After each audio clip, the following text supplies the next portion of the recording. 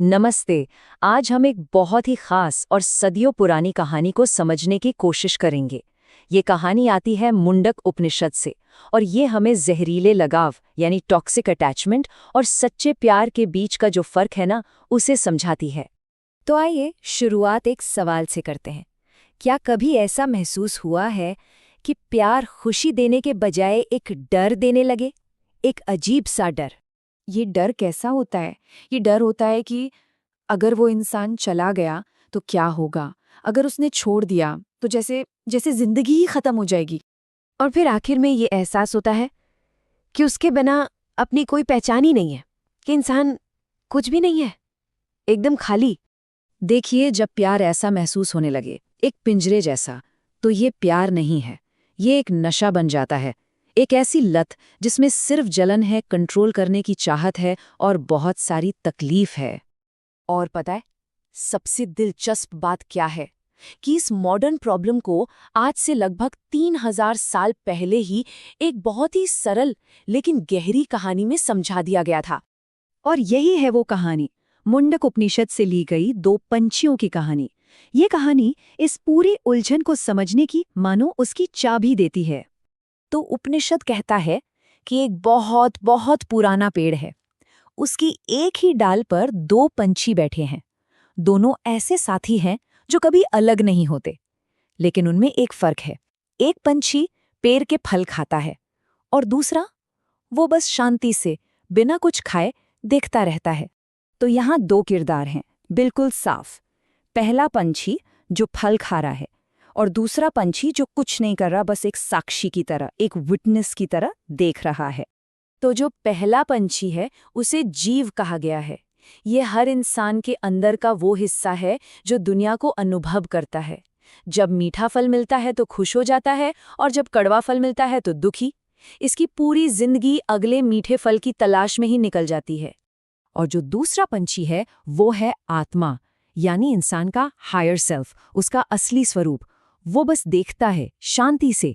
वो हमेशा शांत है, आज़ाद है और सबसे ज़रूरी, अपने आप में हमेशा पूरा है। उसे किसी फल की ज़रूरत नहीं।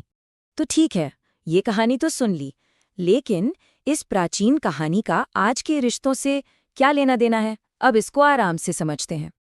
देखिए, जब लगाव हद से ज़्यादा हो जाता है तो पार्टनर एक इंसान नहीं रह जाता, वो एक फल बन जाता है जिसे खाकर खुशी मिलेगी।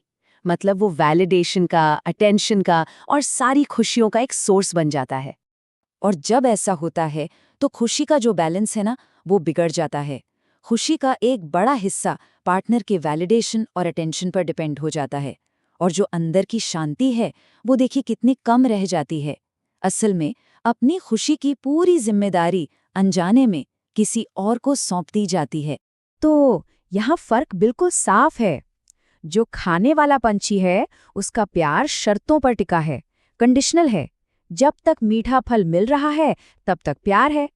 लेकिन जो साक्षी पंछी है उसका प्यार अनकंडीशनल है, बिना किसी शर्त के। फल मिले या ना मिले वो हमेशा वहीं रहता है। और ये एक बहुत ज़रूरी सवाल है जो हर किसी को खुद से पूछना चाहिए। क्या अपनी सारी खुशी प्रदान करने की एक असंभव जिम्मेदारी किसी दूसरे व्यक्ति पर डाल दी गई है? एक ऐसा बोझ जिसे उठाना शायद किसी के लिए भी मुमकिन ना हो? तो फिर इस लगाव के पिंजरे से बाहर कैसे निकला जाए? इस कहानी की सबसे अच्छी बात यही है कि यह सिर्फ समस्या नहीं बताती, बल्कि उससे निकलने के तीन बहुत ही प्रैक्टिकल, तीन आसान रास्ते भी दिखाती है। तो ये है वो 3 कदम। पहला, फल की जांच। दूसरा, साक्षी का अभ्यास।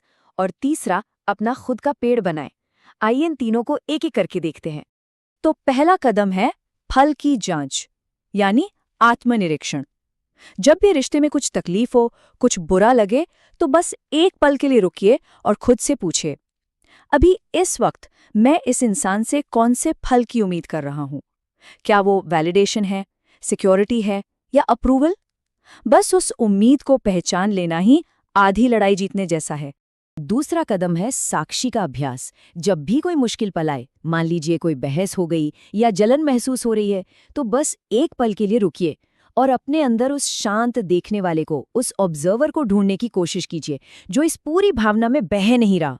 वो जो एक छोटा सा फासला होता है ना, रिएक्शन और रिस्पॉन्स के बीच, वही असली आज़ादी है। और आखिर में तीसरा और सबसे ज़रूरी कदम, अपना खुद का पेड़ बनाना। इसका मतलब है अपनी ज़िंदगी में कोई ऐसी चीज़ में टाइम इन्वेस्ट करना जो सच में अंदर से खुशी दे और जिसके लिए किसी और की ज़रूरत ना हो। कोई हॉबी, कोई पैशन, कुछ भी। क्योंकि जब कोई अंदर से खुद को पूरा महसूस करता है, तभी वो दूसरों को एक फल की तरह नहीं, बल्कि एक साथी पंछी की तरह देख पाता है। तो आखिर में इस पूरी कहानी का सार बस इतना सा है कि असली शक्ति किसी और को बदलने में नहीं है, बल्कि अपना नज़रिया, अपना पर्सपेक्टिव बदलने में है। हम सबके अंदर वो दोनों पंछी हैं, वो जो फल खा के दुखी होता है वो भी, और वो जो शांति से सब देखता है वो भी। दोनों अंदर ही मौजूद हैं। और ये चुनाव, ये चॉइस हमेशा अपने हाथ में है कि अपनी पहचान किसके साथ जोड़ना है। तो आज की ये चर्चा इसी एक सवाल पर आकर रुकती है। इस पल, अभी, कौन सा पंछी देख रहा है